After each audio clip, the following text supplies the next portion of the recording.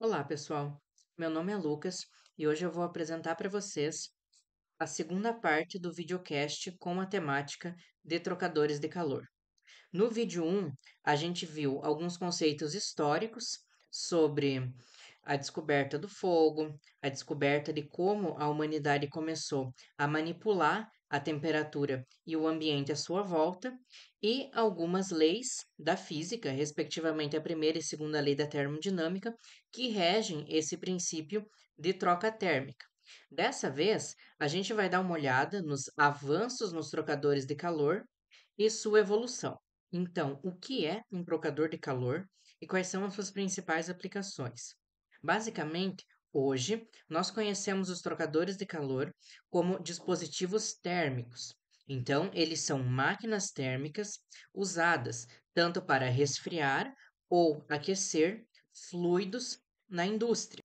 E aí, dentro desse contexto industrial, se os trocadores de calor são máquinas, respectivamente máquinas térmicas, eles precisam ter um certo grau de eficiência. E como é que eu faço para determinar qual modelo é mais eficiente?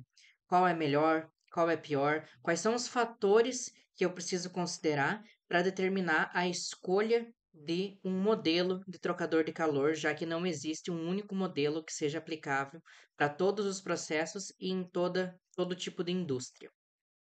O modelo mais simples em termos de construção para a indústria é o trocador de calor de tubos concêntricos.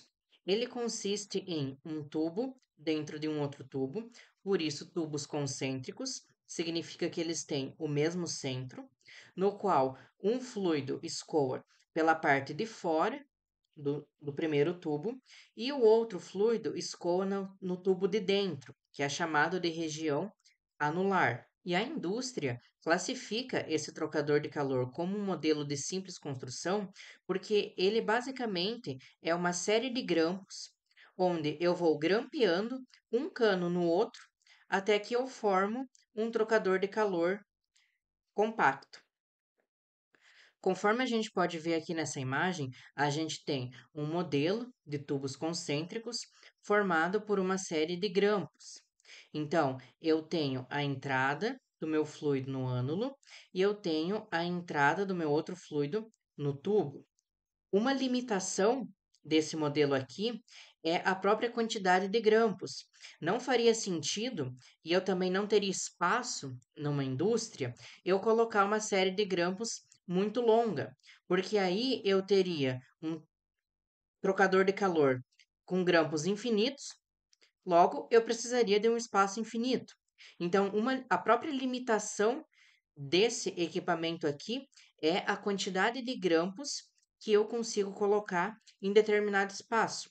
Por isso, ele é recomendado para um espaço de até 20 metros quadrados de área. Então, no final do projeto, esses trocadores de calor são entregues para a indústria nessa forma, então a gente já pode perceber a limitação do espaço. Realmente não teria como eu colocar infinitos tubos concêntricos, um grampeado no outro, porque isso ocuparia muito espaço dentro da indústria. Uma outra limitação é a forma de escoamento dos fluidos dentro dessa máquina. Eu tenho dois tipos principais de escoamento dentro dos trocadores de calor e isso serve para todos os trocadores.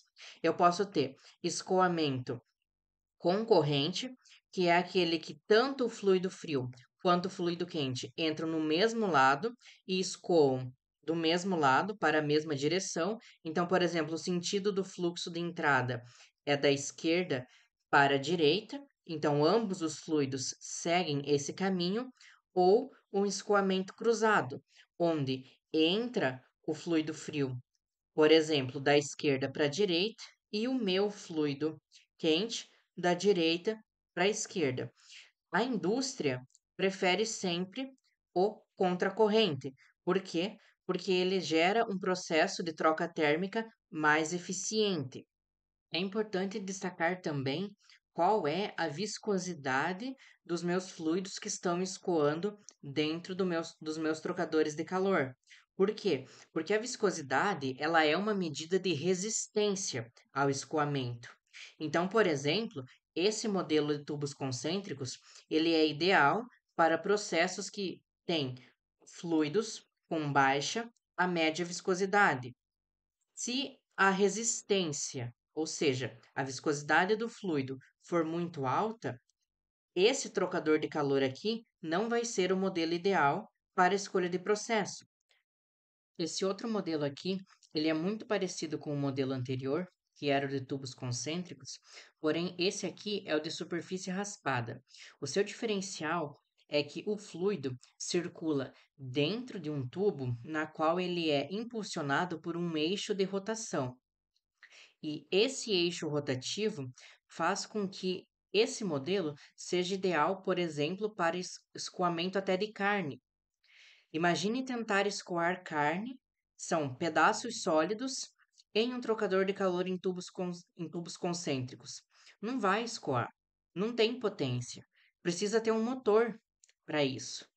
Então, esse modelo aqui, ele justamente é acoplado a um motor que vai fornecer essa potência para que fluidos mais viscosos, ou seja, com mais resistência, consigam ser escoados dentro desse trocador de calor de superfície raspada. Reparem que ele também é um modelo de escoamento cruzado em contracorrente, uma vez que eu tenho a entrada do tubo por onde entra o fluido alimentício e a entrada no ânulo, por onde entra o fluido de aquecimento ou resfriamento, ambos estão em lados opostos entre si. Então, o fluido alimentício escoa da esquerda para a direita, enquanto que o de arrefecimento faz o processo inverso. É dessa forma que o modelo de superfície raspada fica posicionado dentro da indústria. Repare então que ele tem um motor que rotaciona o eixo. Esse motor é responsável por fornecer potência ao equipamento e assim conseguir trabalhar, por exemplo, com uma operação de carne processada. Esse outro modelo de trocador de calor é conhecido como casco e tubos, e ele é construído basicamente fixando vários tubos em uma superfície sólida que recebe o nome de espelhos, e esses espelhos ficam aderidos, ou seja, são aparafusados ao cabeçote, podendo ser o cabeçote móvel ou não. Nesse caso, ele não é móvel porque eu tenho dois espelhos sendo fechados por dois cabeçotes, tanto no lado direito quanto no lado esquerdo. Uma curiosidade desse modelo de casco e tubos é que, dada essa propriedade de remoção do cabeçote, os tubos podem ser removidos para limpeza. Então, a esterilização desse material é feita de uma forma eficaz ao remover a tampa que protege os tubos. E esse modelo aqui apresentado, ele é um modelo de escala industrial bem grande e ele pode chegar a ter mais de 1.000 tubos conectados no espelho. Um outro modelo de trocador de calor muito utilizado na indústria de processamento de alimentos líquidos é o do tipo de placas planas. Conforme vocês estão vendo, ele funciona, a sua construção, na verdade, é feita colocando várias placas em sequência de um material fino até que a área requerida de processo seja atingida. Então, esse trocador de calor, ele é muito simples de você ajustar o tamanho dele.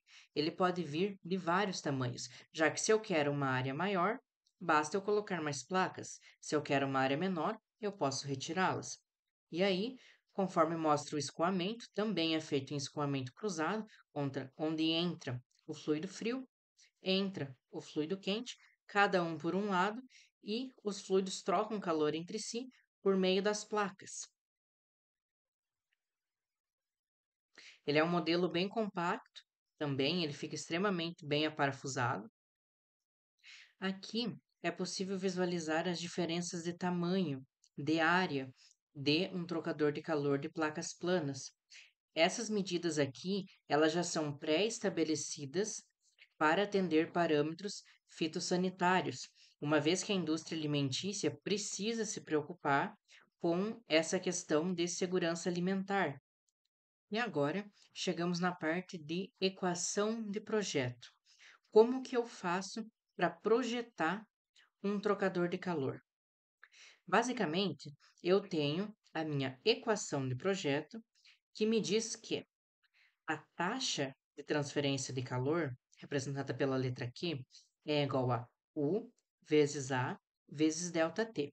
O que cada elemento significa? Com base nessa equação, por exemplo, se eu sei a temperatura do meu processo, provavelmente é um fator que eu vou conhecer, eu sei o meu coeficiente global de troca térmica e eu conheço a taxa de transferência de calor, quando eu isolo esses termos, eu consigo obter a minha área. Então, eu vou conseguir saber qual é o tamanho em área, ou seja, em metros quadrados, que o meu equipamento vai operar. Termo muito importante presente na minha equação de projeto é o coeficiente global de troca térmica, representado pela letra U. Ele tem unidade de watt por metro quadrado Kelvin e ele pode ser obtido por essa outra fórmula aqui, que é igual a 1 sobre HI mais 1 sobre HE. O que são esses termos e quando que eu posso utilizar essa fórmula aqui? Quando eu considero que a minha resistência presente na parede dos tubos, tanto interno quanto interno, é desprezível, então eu não estou dizendo que ela é nula. Eu estou dizendo que ela é tão pequena que eu posso praticamente desconsiderá-la. Então, a espessura da parede do meu tubo interno não interfere no processo de troca térmica entre o fluido que está escoando na região anular e na região interna do tubo. Essa, na verdade, é uma das razões para eu poder utilizar essa forma. E também o fato de que o meu equipamento, ou seja, o meu trocador de calor, não está incrustado. A incrustação é sempre um fator problema, porque ela oferece uma resistência para mim, para o meu processo de troca térmica. Essa outra fórmula também serve para calcular o coeficiente global de troca térmica. No entanto, eu preciso adicionar mais três termos aqui, que é a resistência interna pela incrustação do meu equipamento. Então, eu estou considerando que a tubulação interna agora apresenta um fator de resistência à troca térmica, que é o RI, mais o RP, que é a resistência da parede. Dessa vez, o material que eu selecionei para a troca térmica entre os fluidos não tem mais a sua espessura desprezível. Então, eu preciso enxergar ela na minha equação, já que ela representa um atraso para o processo, mais a resistência externa, que é o fator de incrustação do tubo externo. Reparem que, em comparação com a outra equação, é claro que o valor de U nessa segunda equação ele vai ser muito menor do que o valor do outro U. Por quê? Porque o outro U ele era o número 1 sendo dividido pela soma de apenas duas divisões. Aqui eu tenho o número 1 sendo partido pela soma de 5 fatores. Então, é lógico que o coeficiente global de troca térmica vai ser muito menor quando eu considerar resistências oferecidas pela sujeira presente no meu equipamento, que é o fator de incrustação, e a espessura do meu material.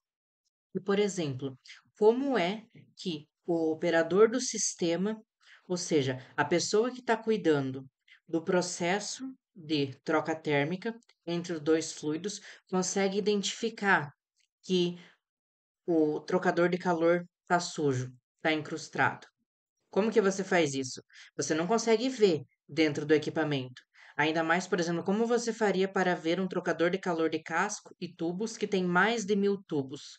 Como a gente faria para saber se o equipamento está sujo ou não? O operador do sistema, então, ao fim do processo, ele tem acesso a dois parâmetros de processo. Quando eu vejo a minha equação de projeto, eu tenho o U, que é o coeficiente global de troca térmica, e eu tenho um ΔT, que é a diferença de temperatura dos fluidos que estão entrando, tanto do fluido frio quanto do fluido quente. E eu sei a qual temperatura esse processo tem que ocorrer.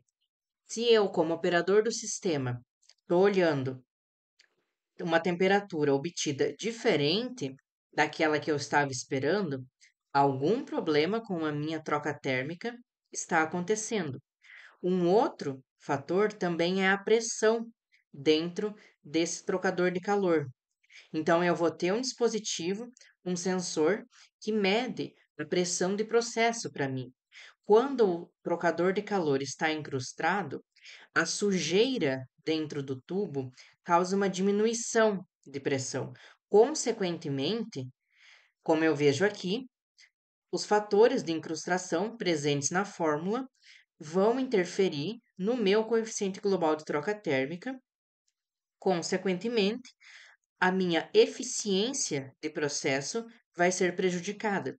Então, com base nesses dois parâmetros que ficam lá no final do processo, esses dois sensores me fornecem dados para dizer se o meu processo está ocorrendo na forma como deveria ou se ajustes serão precisos, cabendo aí ao engenheiro ou ao operador do sistema determinar o que fazer com o processo. E agora vamos falar de melhorias do processo de troca térmica. Como que eu posso fazer para ter uma troca de calor mais efetiva? Basicamente, existem duas técnicas, dois jeitos de fazer isso: a técnica passiva ou a técnica ativa. A exemplo de técnica passiva, nós temos a mudança de área dentro do meu reator. Então, o meu equipamento, ele vai funcionar, conforme vocês estão vendo aqui na imagem, com uma área rugosa. Isso porque, aumentando a área de contato, aliado a um regime de escoamento turbulento, eu tenho uma troca térmica mais eficiente. Então, eu estou mudando apenas a composição do meu material feito, que compõe o meu trocador de calor, e aí, aliado a esse regime, eu, dentro da engenharia, eu tenho dois regimes de escoamento principais: o laminar, que é para escoamento de fluidos a uma velocidade mais lenta, um escoamento mais delicado. Então, por exemplo, um medicamento, uma substância que não pode ser agitada com muita força, e o regime turbulento. Esse regime turbulento, ele é ideal para uma troca térmica mais eficiente, aliada à superfície rugosa, porque essa superfície aumenta a área de contato do fluido com as paredes do trocador de calor, constituindo então um método de eficiência, né, um método de melhoria de troca térmica passiva. E a exemplo de melhoria ativa, elas consistem em adicionar ao trocador de calor materiais que exercem boas relações com a variação de temperatura. A exemplo aqui, nós temos a espuma feita pela Duocel, que, ao ser ampliada em uma escala micro, a gente pode ver que a área dessa espuma, ela tem sim uma superfície rugosa, ela parece lisa quando a gente olha para a imagem da esquerda, mas ela é sim rugosa, e adicionado a esse trocador de calor, materiais PCMs, que são os materiais de mudança de fase. A exemplo, a cera de parafina. Os materiais PCMs, eles são excelentes em questão de desempenho térmico. Eles absorvem energia, energia essa na forma de calor, e depois conservam muito bem e depois a liberam. Então, uma melhoria ativa consiste em adicionar esses materiais especializados com a energia térmica, a variação de temperatura, aos trocadores de calor. Diferentemente das melhorias passivas, na qual, por exemplo, a gente muda a forma como o fluido vai escoar. Indo agora para um exemplo mais palpável do nosso dia a dia, esse equipamento aqui, ele é um radiador. Ele é sim um trocador de calor que faz parte do sistema de arrefecimento do seu carro. Basicamente, o que acontece quando você liga a sua chave na ignição, você dá partida no seu carro, você está iniciando o processo de combustão que vai acontecer no motor do seu veículo. O seu motor vai queimar a gasolina, que é o combustível, e por meio da queima desse comburente, vai produzir energia para mover o carro. No entanto, a queima, ela é um processo altamente exotérmico, ou seja, te libera uma grande quantidade de calor, calor esta, na forma de energia térmica. E esse motor, ele não pode operar a uma temperatura de superaquecimento. Do contrário, ele estragaria e aí o seu carro não andaria mais. Então, o sistema de arrefecimento do seu carro funciona por meio de válvulas, na qual eu tenho um fluido de resfriamento que, quando o carro está ligado, ele recebe a energia térmica proveniente da combustão do motor, por meio de válvulas, é levado até o radiador, que, como eu falei anteriormente, é um trocador de calor do modelo escoamento cruzado, porque se vocês repararem aqui na imagem, o fluido de arrefecimento chega com uma temperatura elevada, escoando da esquerda para a direita, porém, o seu carro em movimento se move para frente, cortando o caminho, ou seja, cortando o ar presente na estrada. E aí eu tenho uma troca térmica entre o fluido quente, que veio do motor, e o ar presente na estrada, em escoamento cruzado, uma vez que o ar entra no radiador de frente para trás, enquanto o seu carro se move para frente. Por meio desse sistema e da eficiência desse trocador de calor, que o motor do seu carro não entra em superaquecimento.